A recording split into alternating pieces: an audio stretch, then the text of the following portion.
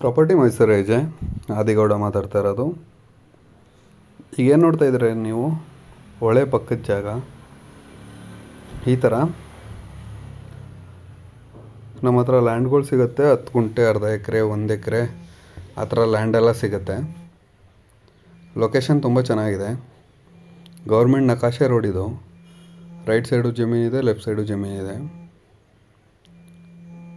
Sunset ಅಂದರೆ ಈಗ 5-5:30 sunset ಆಗೋ ಟೈಮಲ್ಲಿ ವಿಡಿಯೋ ಕ್ಯಾಪ್ಚರ್ ಆಗಿರೋದು. ಇದು ಬಂದು ಪರ್ ಗುಂಟೆ ಬಂದು 3 ಲಕ್ಷ ಇದೆ. ಟೋಟಲು 2 ಎಕರೆ ಪ್ರಾಪರ್ಟಿ.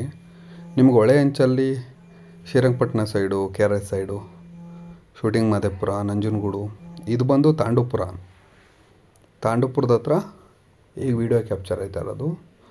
ಲೊಕೇಶನ್ ತುಂಬ ಚೆನ್ನಾಗಿದೆ. ನಮ್ಮಲ್ಲಿ ಸೈಟು, ಜಮೀನು, ಫಾರ್ಮ್ ಹೌಸ್ಗೆ ನೀವು ಸೈಟ್ ಬೈ ಮಾಡ್ಬೋದು ಅಂತ ಹೇಳಿದ್ರೆ 1200 ಸ್ಕ್ವೇರ್ ಫೀಟ್ಗೆ 45 ಲ್ಯಾಕ್ಸ್ ಗಂಟೆ ಆಗುತ್ತೆ ಮೈಸೂರಲ್ಲಿ.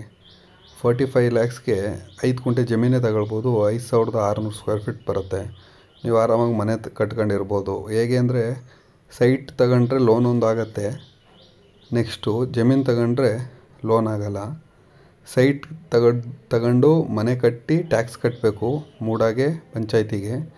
ಜಮೀನು RTC ಅನ್ನೋದಿದ್ದು ಮನೆ ಕಟ್ಟಿ ನಾವು ಅಲ್ಲಿ ವಾಸ ಇದ್ದರೆ ಯಾವುದೇ ಟ್ಯಾಕ್ಸ್ ಕಟ್ಟಂಗಿಲ್ಲ ಅಗ್ರಿಕಲ್ಚರ್ ಲ್ಯಾಂಡಲ್ಲಿ.